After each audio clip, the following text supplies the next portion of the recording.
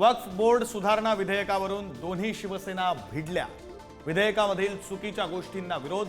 अरविंद सावंतांनी मांडली ठाकरेंच्या शिवसेनेची भूमिका, तर बाळासाहेब असते तर हीच भूमिका असती का?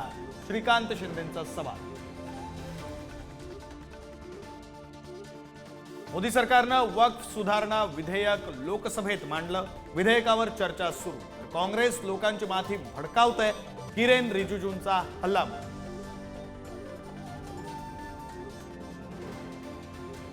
चुलत्याच्या कृपेनं माझं बरं चाललंय। बीडमधील कार्यकर्ता मेळाव्यात अजित पवारांचं वक्तव्य। तर बीडमधील वाळू राख खंडणी गँगला सुतासारखं सरळ करायचंय, दादांचा थेट इशारा।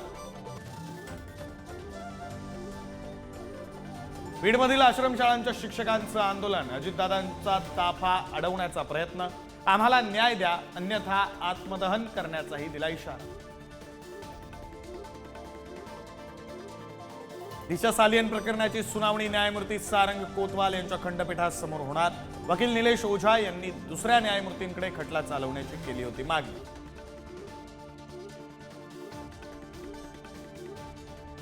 स्टँडअप कॉमेडियन कुणाल कामराचा पुन्हा एकदा सत्ताधाऱ्यांवर निशाणा। राजकीय शस्त्रानं कलाकारांची मुस्कटदाबी आणि अभिव्यक्ती स्वातंत्र्याचा गळा घोटण्याचं काम सुरू। एक्स पोस्ट करत कामराची टीका। नाशिकमधील काठे गल्ली परिसरातील दर्गा अनधिकृत। उच्च न्यायालयाचा निर्णय। नाशिक पालिकेनं दर्ग्याच्या भिंतीवर लावली नोटीस। 15 दिवसात अनधिकृत दर्गा काढण्याची सूचना।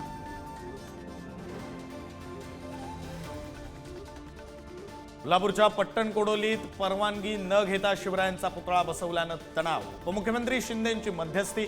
परवानग्या मिळेपर्यंत पुतळा सुरक्षित ठेवण्याच्या जिल्हाधिकाऱ्यांना सूचना।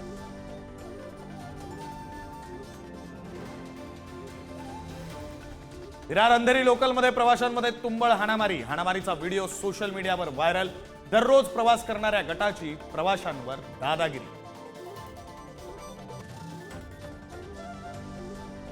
बुलढाण्यातील शेगाव खामगाव महामार्गावर तिहेरी अपघात। खासगी बस, एसटी बस आणि 4 चाकी गाडीचा अपघात। अपघातात 7 जणांचा मृत्यू तर 24 जण जखमी।